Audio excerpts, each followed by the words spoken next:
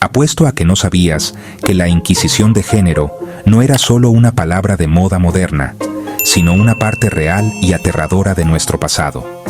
Aunque hoy en día hablamos de inclusión y diversidad, hubo un tiempo en que la diferencia era motivo de persecución, y la historia está llena de ejemplos que nos muestran hasta dónde puede llegar el miedo a lo desconocido.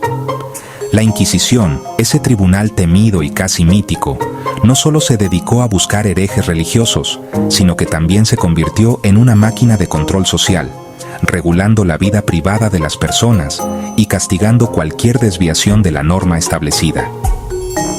Levantemos el telón de las cacerías de brujas ocultas de la historia. Imagina vivir en una época donde una simple acusación podía cambiar tu vida para siempre. Las cacerías de brujas no solo fueron literales, sino también simbólicas. Cualquier persona que se atreviera a desafiar las normas de género o sexualidad era vista como una amenaza al orden social y religioso. Los juicios públicos, llenos de rumores y supersticiones, servían para reforzar el miedo colectivo y justificar castigos brutales. Antes, la infame Inquisición no solo perseguía a los herejes, también controlaba a quién podías amar y cómo podías expresarte. El amor, la identidad y la expresión personal eran vigilados con lupa. Cualquier desviación de la norma era vista como una amenaza al tejido moral de la sociedad.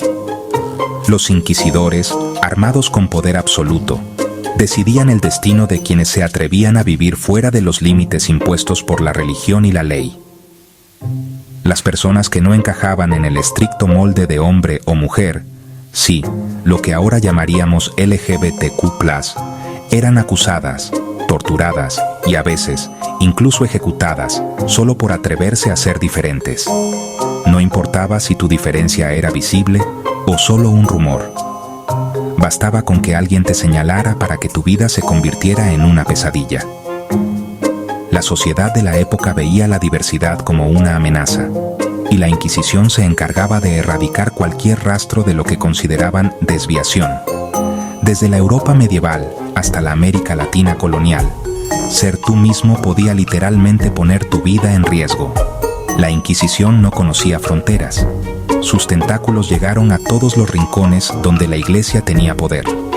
En cada ciudad, en cada pueblo, existía el temor de ser denunciado por vecinos, familiares o incluso desconocidos. La vigilancia era constante y la sospecha, una sombra que seguía a quienes se atrevían a desafiar las normas. Las historias de persecución cruzaron océanos y generaciones. En América Latina, la llegada de la Inquisición trajo consigo nuevas formas de represión, adaptadas a las realidades locales, pero igual de crueles.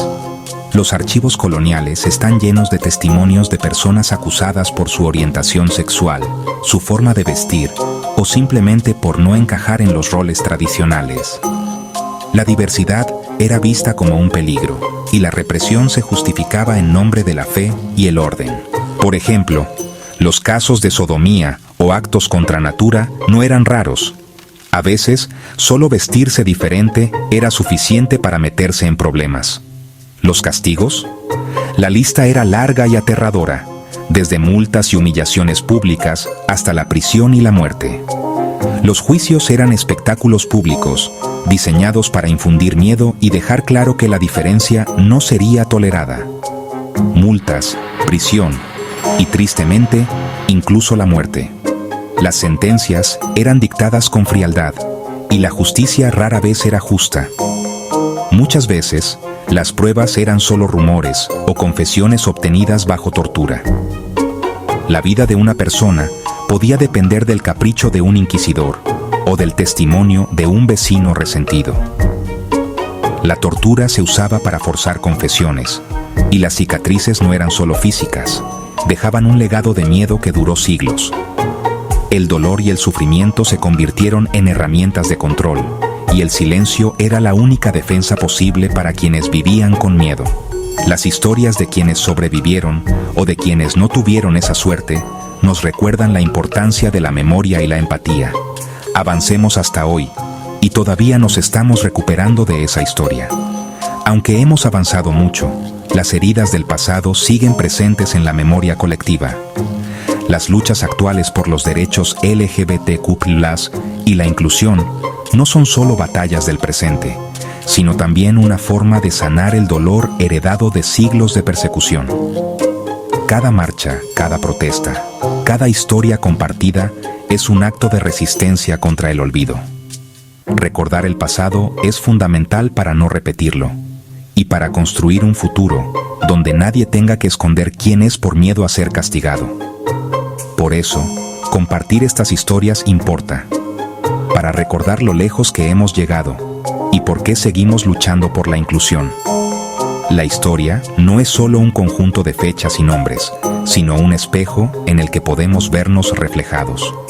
Cada avance en derechos humanos es el resultado de la valentía de quienes se atrevieron a desafiar la opresión y de quienes hoy continúan esa lucha. Si aprendiste algo nuevo, dale me gusta, suscríbete y deja un comentario con tus propias historias o preguntas. Compartir conocimiento es una forma de resistencia, y cada voz cuenta en la construcción de una sociedad más justa y compasiva. Los secretos oscuros de la historia solo permanecen ocultos si los dejamos. Al iluminar el pasado, podemos entender mejor el presente y construir un futuro donde la diversidad sea celebrada, no castigada. La lección más importante de la Inquisición de género es que la intolerancia y el miedo solo prosperan en la oscuridad. Hoy, tenemos la oportunidad y la responsabilidad de ser luz para las generaciones que vienen. Sigamos aprendiendo, compartiendo y luchando por un mundo donde nadie tenga que temer por ser quien es.